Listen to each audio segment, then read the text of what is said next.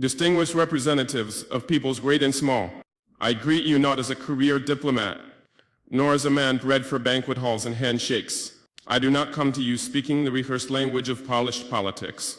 I come to you as a soldier of my people, as a guardian of a wounded land, as a son of a continent that has carried the cross of the world, yet has never worn its crown.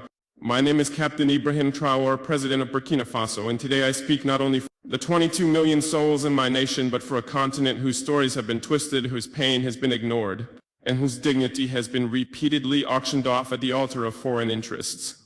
Africa is not Tobago. Africa is not a battlefield. Africa is not your experiment, your puppet, your warehouse of raw materials. Africa is rising not to kneel but to stand. And today I say before this great assembly of nations, Africa will not kneel, one on the false generosity of global politics. For decades you've sent us aid with one hand while extracting our lifeblood with the other. You build wells in our villages while your corporations drain our rivers. You donate vaccines yet patent the cures. You speak of climate action yet continue to fund the very forces that burn our forests and dry our lakes. What kind of generosity is this? The kind that feeds the mouth but silences the voice. The kind that keeps a man alive just enough to keep him dependent. We are not blind to this hypocrisy.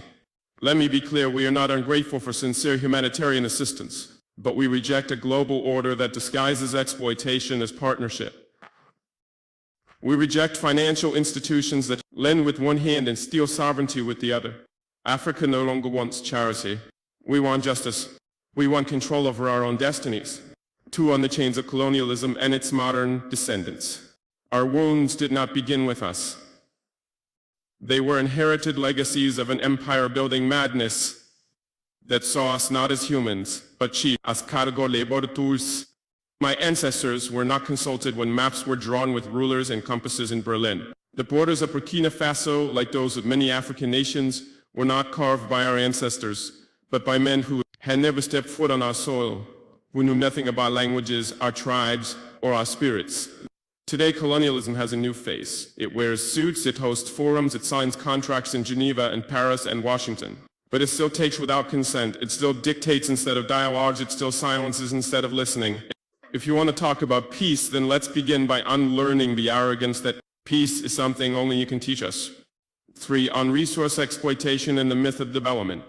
They call us developing as if the theft of centuries did not set us back, as if the gold from our lands, the diamonds from our rivers, the oil beneath our feet did not build the very skyscrapers in which this assembly sits. Let us speak plainly. Burkina Faso is rich, Africa is rich in minerals and culture and wisdom and youth. But you have taught us to measure